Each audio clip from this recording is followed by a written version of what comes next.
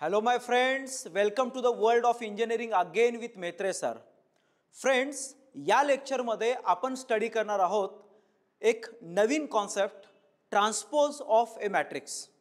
One of the most important concept from this chapter. तर transpose of matrix म्हणजे नेमकं काय?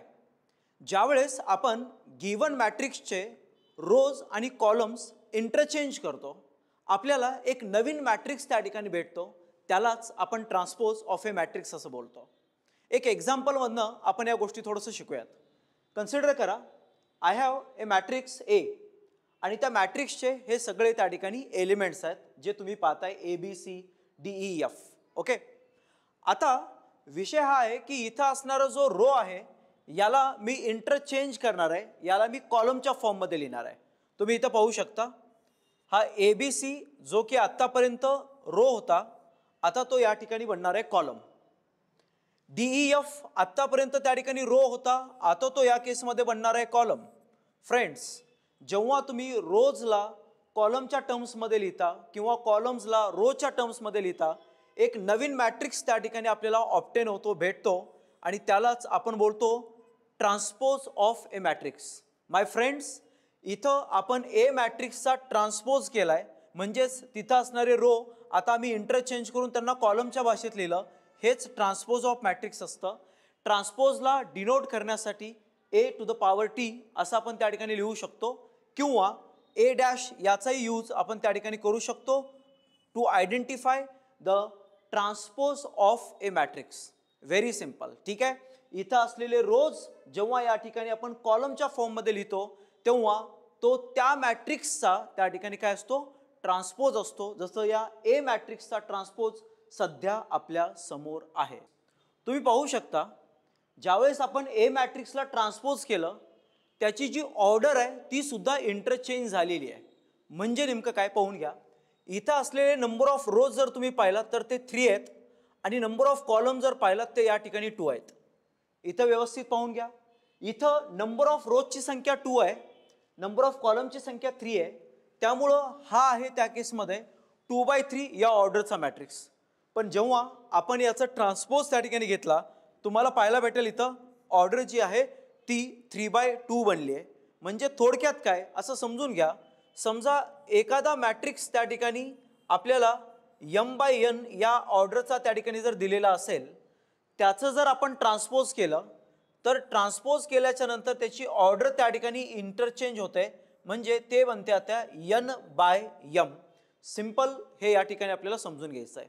ॲट द सेम टाईम एलिमेंटच्या पोझिशनचं काय होतं याचंही आपल्याला थोडंसं स्टडी तर करायचं आहे. सपोज टू बी मी इथं एलिमेंट ए लिहिला आणि त्या ठिकाणी त्याची जी काही पोझिशन आहे त्यासाठी आपण आय आणि जे लिहिला. जसं की आपल्याला माहिती आहे, I stands for number of row and J stands for number of column. ठीक आहे, कितव्या रो मध्ये आहे आणि कितव्या कॉलम मध्ये आहे हे सांगण्यासाठी आपण आय जे लिहित असतो. आता ज्यावेळेस तुम्ही याचा ट्रान्सपोज घेता, त्यावेळेस हा आय जे जो आहे तो या ठिकाणी इथं बनतो ए जे आय. याला आपण एका एक्झाम्पलमधनं समजून घेऊ. समजा मी या ठिकाणी डीचा विचार करतोय. डी हा पहा, त्या ठिकाणी आय आणि जेची व्हॅल्यू याच्यासाठी काय बनते ते, तर हा सेकंड रो आहे, मात्र फर्स्ट कॉलम आहे. ठीक आहे, 2 1. जेव्हा आपण याच डीला इकडं लिहिलं, तेव्हा इथं काय बनलं बघा, हा फर्स्ट रो आहे, सेकंड कॉलम आहे. माय फ्रेंड्स, इथं D21 असं आहे, तर इथं D12 असं बनला. असं तुम्ही कुठलाही एलिमेंट या ठिकाणी इथं जर चेक केलं तर त्याची पोझिशन सुद्धा तुम्हाला त्या ठिकाणी इंटरचेंज झालेली पाहायला भेटेल. ठीक आहे, तो लाईकवाईज अशा पद्धतीनं या ठिकाणी आपण पाहतोय की जसं ए आय जे मी इथं लिहिलं, जेव्हा तुम्ही ट्रान्सपोज याचा घ्याल ते बनेल ए जे आय. That's it. आता याला आणखीन छान समजून घेण्यासाठी आपण सेकंड एक एक्झाम्पल इथं पाहूयात. And the example is find the transpose of the given matrix. Okay, matrix A is given आणि त्याचा ट्रान्सपोज आपल्याला इथं फाइंड आउट करायचा आहे. तर हे पहा, ट्रान्सपोजसाठी ए टी असं मी इथं लिहितो, तुम्ही ए डॅश पण लिहू शकता. आणि सिंपल एक गोष्ट लक्षात ठेवा, transpose of matrix is nothing but row बनेगा कॉलम. जो रो आहे ना तो त्या ठिकाणी आता कॉलम बनणार, यालाच आपण ट्रान्सपोज ऑफ मॅट्रिक्स असं बोलतो. आणि मग या ठिकाणी पहा 2 3 5 हा फर्स्ट रो आहे, त्याला इथं कॉलमच्या भाषेतल्या 094 हा कॉलमच्या भाषेतल्या 781 यालाही त्या ठिकाणी कॉलमच्या भाषेतल्या. अशा पद्धतीनं आपण हा जो गिवन मॅट्रिक्स आहे याला ट्रान्सपोज त्या ठिकाणी इथं केलेलं आहे. That's it. रोजला कॉलमच्या टर्म्समध्ये लिहिणं यालाच आपण ट्रान्सपोज ऑफ मॅट्रिक्स असं बोलतो. फ्रेंड्स, याच्यानंतर आपण एक नेक्स्ट एक्झाम्पल या ठिकाणी इथं पाहूयात. काय एक्झाम्पल आहे बघा. Find the transpose of A B. Okay, A बीचा ट्रान्सपोज आपल्याला इथं फाइंड आउट करायचा आहे. फर्स्ट ऑफ ऑल, हे जर आपल्याला या ठिकाणी मॅट्रिक्स ए मॅट्रिक्स बी जर दिलेला असेल तर आपल्याला काय करावं लागेल, ए बी त्या ठिकाणी ए बीचा प्रोडक्ट म्हणा किंवा ए बी मल्टिप्लिकेशन आपल्याला या ठिकाणी इथं करून घ्यावं लागेल. तर एचे असलेले एलिमेंट्स 1 2 5 3 आणि बीचे असलेले एलिमेंट्स मी इथं लिहिले 2 6 -3 अँड 4. फ्रेंड्स, मल्टिप्लिकेशन करायचं आहे. फर्स्ट ऑफ ऑल हे लक्षात घ्या, मल्टिप्लिकेशन करण्यासाठीचा जो नियम आहे तो इथं अप्लाय होतो का. नियम जर त्या ठिकाणी इथं फुलफिल होत असेल तर याचं मल्टिप्लिकेशन करूयात. तर काय नियम असतो, हा जो फर्स्ट रो आहे, सॉरी या ठिकाणी जे काही पहिल्या मॅट्रिक्समध्ये जे नंबर ऑफ कॉलम्स आहेत, ठीक आहे, ते तुम्ही पाहाल इथं ते आहेत 2 C1 आणि C2. तर इथं नंबर ऑफ रोज सेकंड मॅट्रिक्समधले रोज पाहायचे असतात. इथं तुम्ही पाहाल रोजची संख्या ही त्या ठिकाणी 2 आहे. म्हणजे सिंपल आहे, पहिल्या मॅट्रिक्समध्ये C1 आणि C2 हे 2 कॉलम आहेत, कॉलमची संख्या 2 आहे. तर सेकंड मॅट्रिक्समध्ये त्या ठिकाणी रोजची संख्या 2 आहे. हे असं असेल, इथं असलेले कॉलम्स हे इक्वल टू इकडचे रोज जर असतील तर आपण मल्टिप्लिकेशन करू शकतो आणि ते मल्टिप्लिकेशन आपण इथे करणार आहोत. तर फर्स्ट ऑफ ऑल काय करणार ते पाहून घ्या. या ठिकाणी असलेला फर्स्ट रो म्हणजे हा इथं असलेल्या फर्स्ट कॉलमशी मल्टिप्लाय होईल अगोदर, फर्स्ट कॉलमशी, आणि त्याच्यानंतर तो मल्टिप्लाय होईल सेकंड कॉलमशी. हे मल्टिप्लिकेशन कसं होतं एकदा जर आपण त्या ठिकाणी पाहून घेऊयात. मल्टिप्लिकेशन करायचं आहे, हां, डायरेक्ट आपण मल्टिप्लाय करूयात. हे 1 × 2 याचा पहिला एलिमेंट याच्या पहिल्या एलिमेंटसोबत मल्टिप्लाय करा बेटा. तर हे झालं 2 प्लस लिहा, हे 2 × -3 हे बनेल -6. नेक्स्ट, हा पहिला रो या दुसऱ्या त्या ठिकाणी कॉलम सोबत मल्टिप्लाय करा. याचा पहिला एलिमेंट याच्या पहिल्या एलिमेंट सोबत मल्टिप्लाय होतो. 6 × 1 इज 6, 2 × 4 इज 8. या ठिकाणी पॉझिटिव्हचं साईन असतं दोघांच्या मध्ये.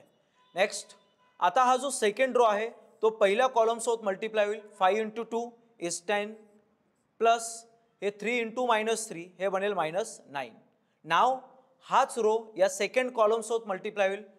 5 6 30 प्लस 3 4 या ठिकाणी आहे 12. लाईकवाईज अशा पद्धतीनं ए बीचा जो काही त्या ठिकाणी मल्टिप्लिकेशन आहे ते आपण इथं करून घेतोय. फायनल याचं आउटपुट काय येतं ते बघू थोडंसं ए बीचं. तर हे 2 - 6 इज -4, 10 - 9 इज 1, 6 + 8 इज 14, 30 + 12 इज 42.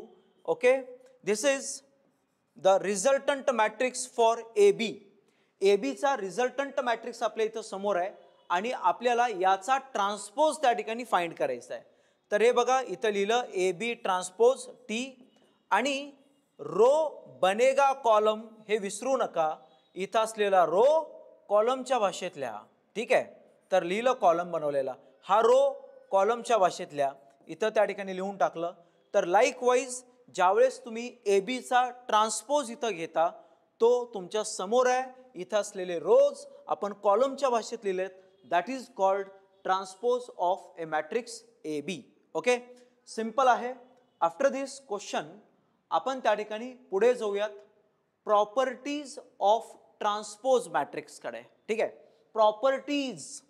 तर ट्रान्सपोज मॅट्रिक्सच्या प्रॉपर्टीज आपल्याला या ठिकाणी 1 बाय 1 पाहायच्या आहेत.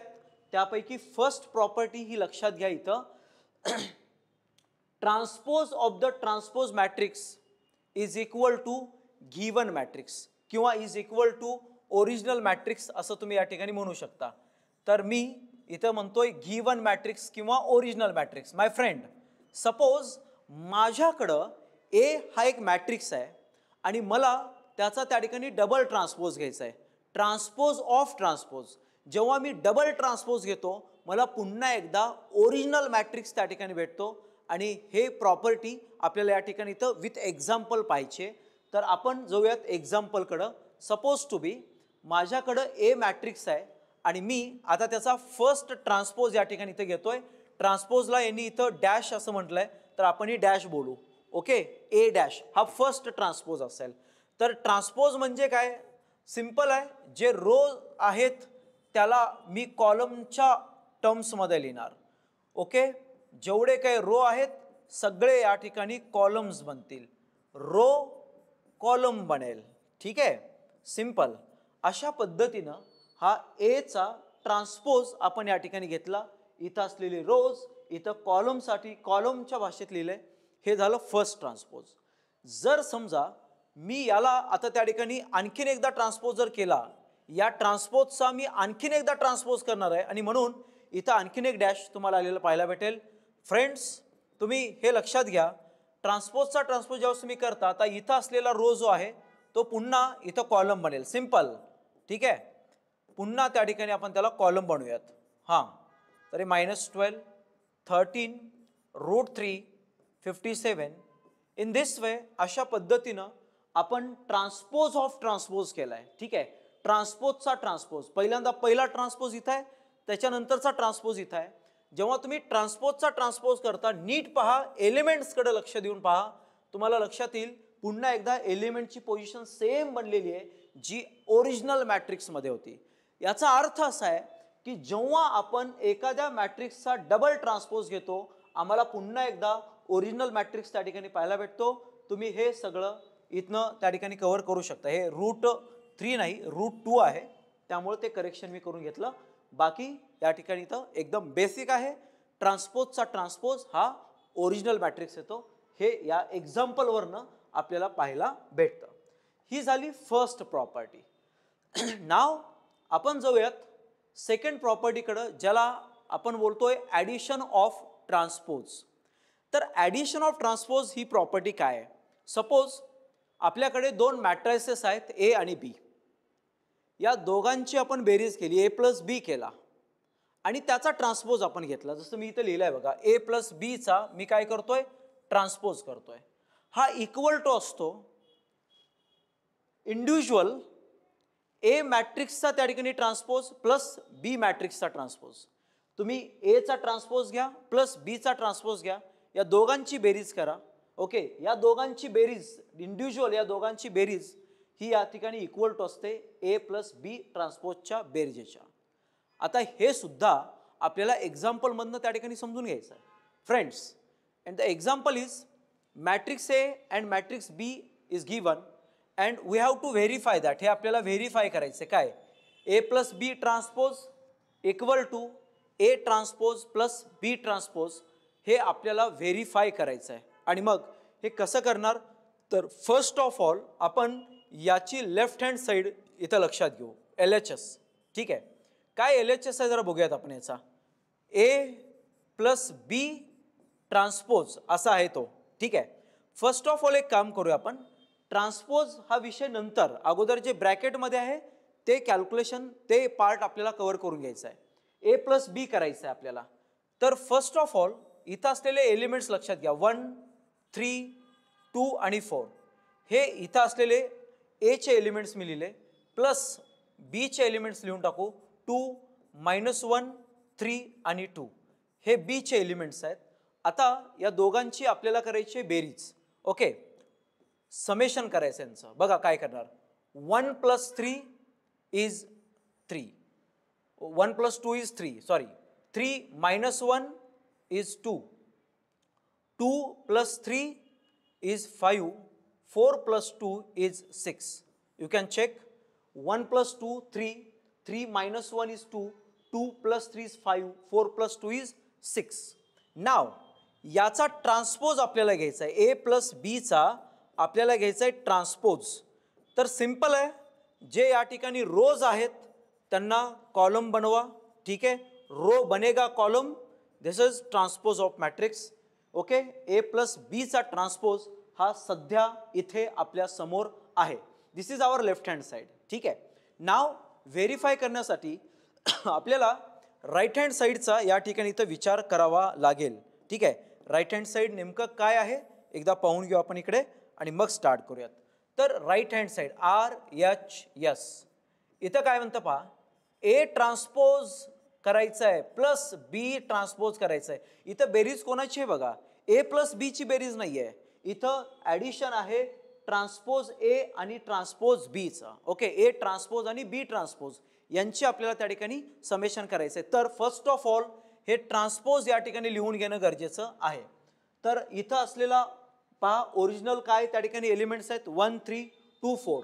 आपण त्याला इकडे लिहूयात 1 3 2 4. ओके, प्लस आता B ट्रान्सपोज करूयात. इथं कसं करणार B ट्रान्सपोज जरा चेक करा. 2 -1 3 2 हे याचे एलिमेंट्स आहेत. Okay, A transpose plus B transpose हे आपल्या समोर या ठिकाणी इथं आहे. ट्रान्सपोज केल्यानंतर हे आता त्यांची बेरीज आपल्याला करायची आहे, ॲडिशन करायचं इथं आपल्याला. तर हे बघा 1 + 2 इज 3, 2 + 3 इज 5, 3 - 1 इज 2, 4 + 2 इज 6. तर जेव्हा आपण separate A transpose plus B transpose केला, तुम्ही पाहता इथं की जे एलिमेंट्स जो resultant matrix A plus B ट्रान्सपोजसाठी आलाय, सेम रिझल्टंट मॅट्रिक्स त्या ठिकाणी A ट्रान्सपोज प्लस B ट्रान्सपोजसाठी आलेला आहे. देअरफॉर प्रूव्ड दॅट, ओके, हे प्रूव्ह होतं की A प्लस B ट्रान्सपोज हा इक्वल टू असतो A ट्रान्सपोज प्लस B ट्रान्सपोजच्या. That's it.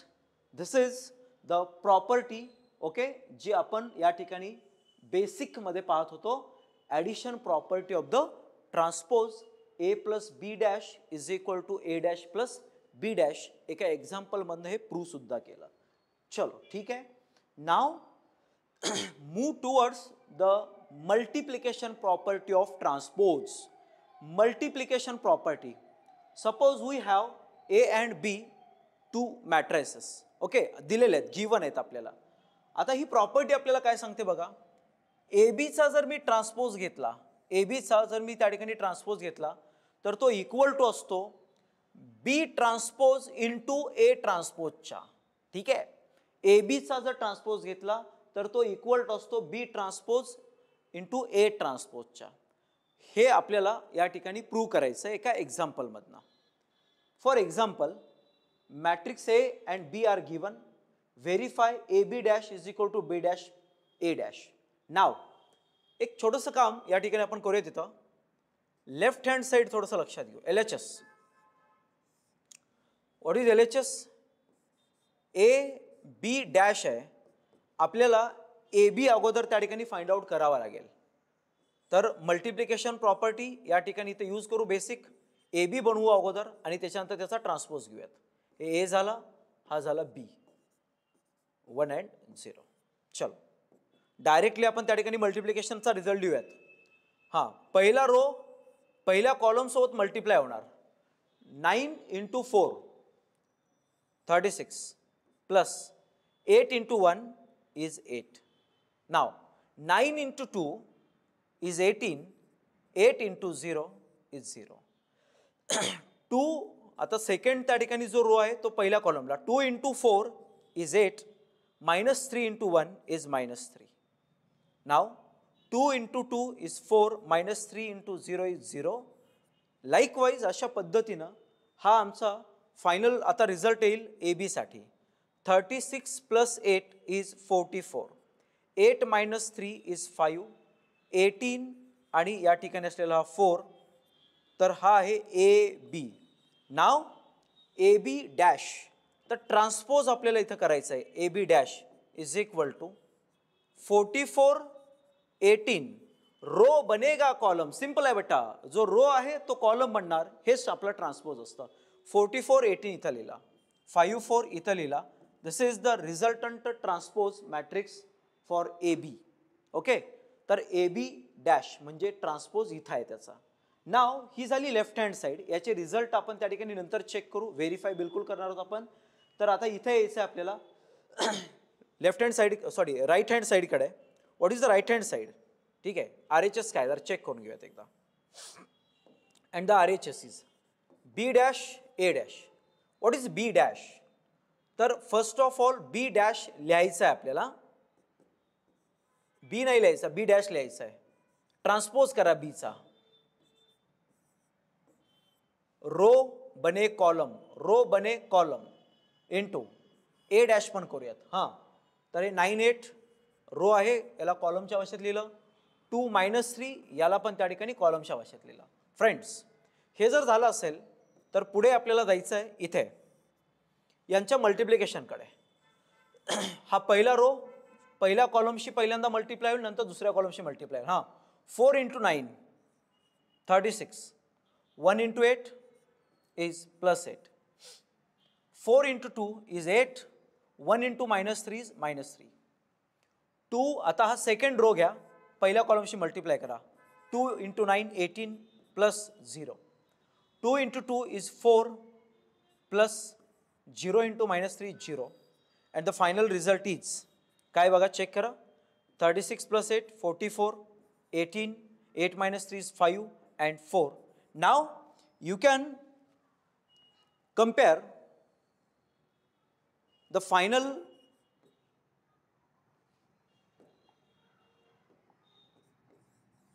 results. Okay, look at this. Left hand side AB dash म्हणजे AB चा आपण इथे घेतला ट्रान्सपोज. एलिमेंट्स चेक करा. B डॅश A डॅशचे एलिमेंट्स चेक करा. ओके, लाईकवाईज हे दोन्ही सेम आहेत. And therefore it is proved that, हे प्रूव्ह होतं. काय प्रूव्ह होतं? AB dash is equal to B dash, A dash and so on. Simple, that's it. This is the property of multiplication, friends. Simple. Thank you so much.